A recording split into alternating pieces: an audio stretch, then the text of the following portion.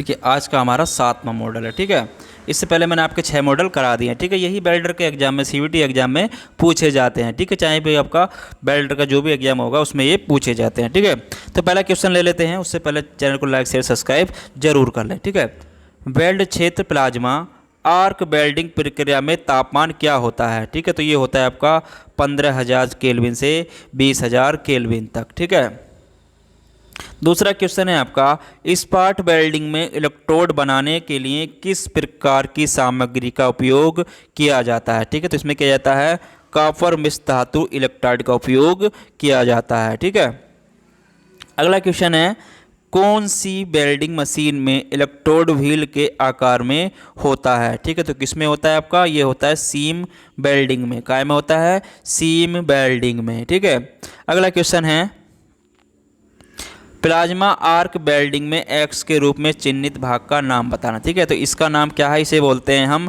Nozzle. क्या बोलते हैं? इसे बोलते हैं हम नोजल। ठीक है, इसे क्या बोलते हैं? नोजल। ठीक है, चलिए अगला क्वेश्चन देखते हैं। प्लाज्मा चाप वेल्डिंग में एक्स के रूप में चिन्हित इसका नाम क्या है? तो इसे बोलते हैं हम रजिस्टर। क्या बोलते हैं इसे? रजिस्टर। इसे बोलते हैं नोजल, इसे बोलते हैं रजिस्टर। ठीक है, चलिए अगला, स्पाट वेल्डिंग में एक्स के रूप में चिन्हित भाग का नाम। ठीक है, तो इसका नाम क्या होता है? इसे बोलते हैं हम रॉक आर्म। क्या बोलते हैं? Rock arm. ठीक है, इसे बोलते हैं हम रॉक आर्म। ठीक है, अगला क्वेश्चन है, स्पाट वेल्डिंग मशीन में एक्स के रूप में चिन्हित भाग का नाम बताइए। ठीक है, तो इसे बोलते हैं हम, इसे क्या बोलते हैं? ये जो होता है आपका, ये होता है आपका पाइवोट पॉइंट। क्या होता है? Pivot point. ठीक है, अगला क्वेश्चन है, स्पाट वेल्डिंग में एक्स के रूप में चिन्हित भाग का नाम क्या है? ठीक है, तो इसे क्या बोलते हैं? इस भाग को बोलते हैं हम, इसे बोलते हैं एयर सिलेंडर। क्या बोलते हैं? एयर सिलेंडर बोलते हैं। ठीक है, इसे क्या बोलते हैं? एयर सिलेंडर बोलते हैं। चलिए अगला क्वेश्चन है, किस वेल्डिंग प्रक्रिया के प्रभाव से जॉइंट पर भारी दबाव पड़ता है जिससे सप्लाई कट जाती है? ठीक है, तो किससे कट जाती है? आपकी फ्लैश बट वेल्डिंग से। ठीक है, फ्लैश बट वेल्डिंग से। अगला क्वेश्चन है, वेल्ड जॉइंट पर कौन सी प्रतिरोध वेल्डिंग प्रक्रिया का एक उभार पैदा करती है? ठीक है, वेल्ड जॉइंट पर कौन सी प्रतिरोध वेल्डिंग प्रक्रिया का एक उभार पैदा करती है? तो ये करती है आपकी फ्लैश बट। क्या करती है? Flash but. ठीक है, अगला क्वेश्चन है, स्पॉट वेल्डिंग में उपयुक्त ऑफसेट टिप इलेक्ट्रोड का कोण क्या है? ठीक है, स्पॉट वेल्डिंग में प्रयुक्त ऑफसेट टिप इलेक्ट्रोड का कोण क्या है? तो ये होता है आपका 30 अंश। ठीक है, कितना होता है? 30 अंश। ठीक है, अगला क्वेश्चन है, स्पॉट वेल्डिंग में कौन सा इलेक्ट्रोड घूमने वाला होता है? ठीक है, तो कौन सा होता है आपका? ऊपरी इलेक्ट्रोड। क्या होता है आपका?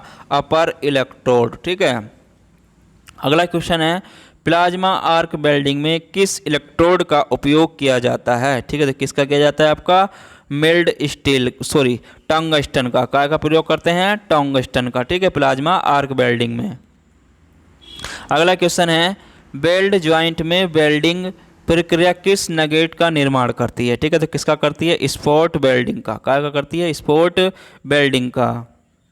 अगला क्वेश्चन है, कौन सी वेल्डिंग प्रक्रिया का उपयोग स्टेनलेस स्टील वायर मेश और सर्जिकल उपकरणों को वेल्ड करने के लिए किया जाता है? ठीक है, तो क्या कहता है आपका? माइक्रो प्लाज्मा वेल्डिंग का। ठीक है, माइक्रो प्लाज्मा वेल्डिंग का उपयोग करने के लिए। ठीक है, अगला क्वेश्चन है, स्टेनलेस स्टील धातु को काटने के लिए किस प्रक्रिया का उपयोग किया जाता है? ठीक है, किस प्रक्रिया का उपयोग किया जाता है?